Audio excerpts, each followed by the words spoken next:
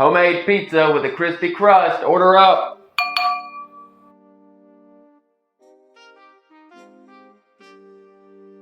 Alright guys, so we're back here. We're going to get some yeast going. I've got 3/4 of a cup of warm water and then 2 1/4 teaspoons. That's going to be 1 packet of yeast if you have it by the packet, and about a teaspoon of sugar. Stir all this up, and if you're not using a butter knife to stir, you can just unsubscribe now. I'm just kidding. Please don't unsubscribe.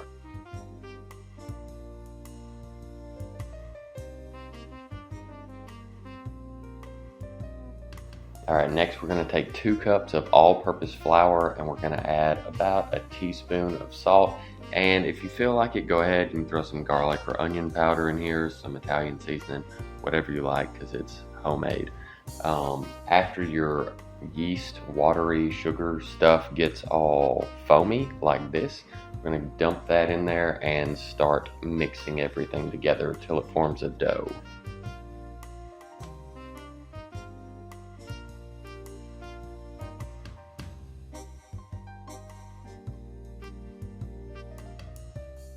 Once it gets, kind of where you can't just put it together with a spoon and you have to use your hands, a good tip is to take some olive oil, get your hands all nice and oily, and then work the dough that way. That way it won't stick to your hands.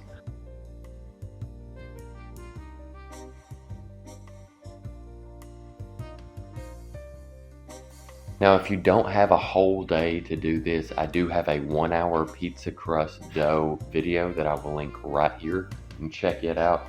It is fine. It's good pizza, but this dough is much better and way easier to work with. And really, what are you going to do for 24 hours while it's in your fridge anyway? It's not like it's costing you any extra time. Just, plan a day or two in advance.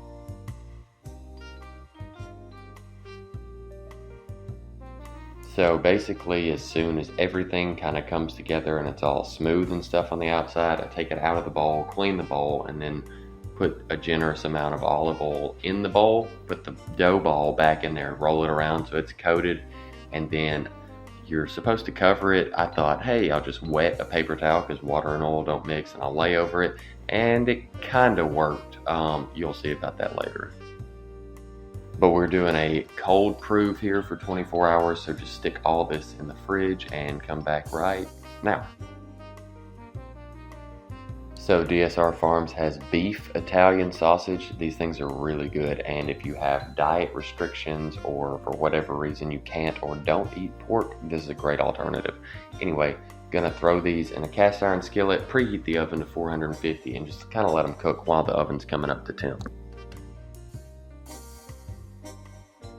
And here you can see that it almost worked to wet the paper towel. There was a little bit that stuck. Not a big deal. Gonna flour the countertop here and just roll this out.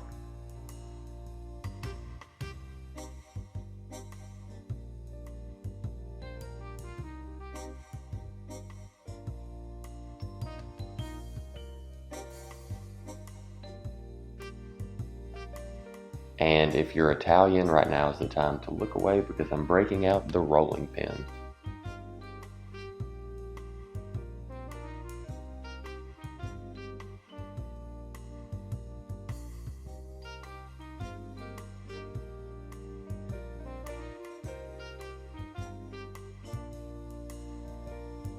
I did buy pizza sauce, but I left it in my wife's car and she was not home when I did this. So I've got a can of stewed tomatoes right here, just throwing in the blender. I did drain these so there wasn't excess liquids, and I'm just seasoning these to taste with some salt, garlic, onion powder, and some Italian seasoning. Just when it tastes good, stop putting stuff in it.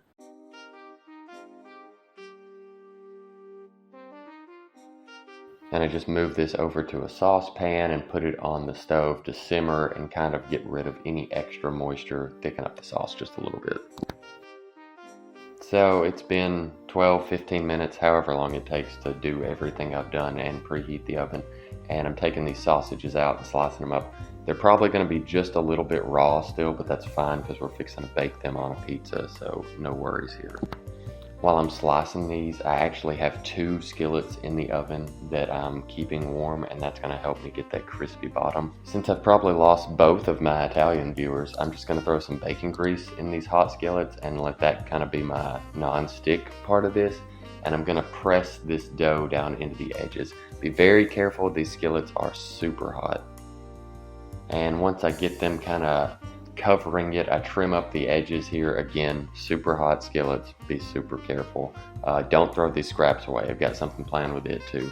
And then we're just going to top this. A little bit of sauce, some cheese. Yes, it's pre-shredded cheese. Give me a break. I'm making my dough. I made my sauce.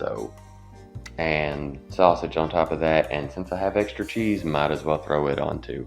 Anyway, got these ready, sticking them in the oven. They'll cook about 20 minutes. Just keep an eye on it. You know, if your cheese starts turning brown, they're done. Now for all that extra dough, I kind of try and just make a rectangle here, and I'm making a stromboli, calzone.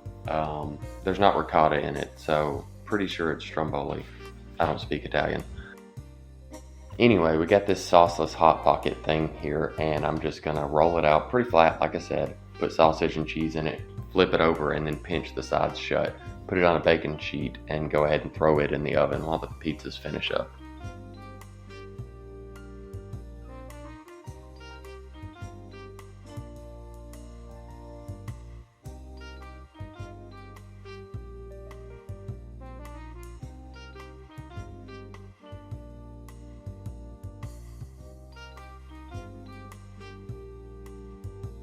And I mean, frick, look at that. I mean, like, I don't even know what I mean. It's pizza. I love pizza. Who doesn't love pizza?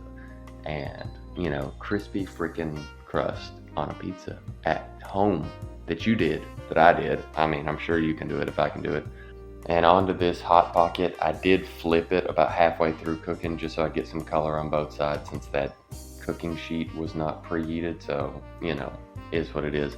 Anyway, this thing's awesome too. Just spoon a little bit of sauce on that, dip it in, and you know, appetizer or dessert.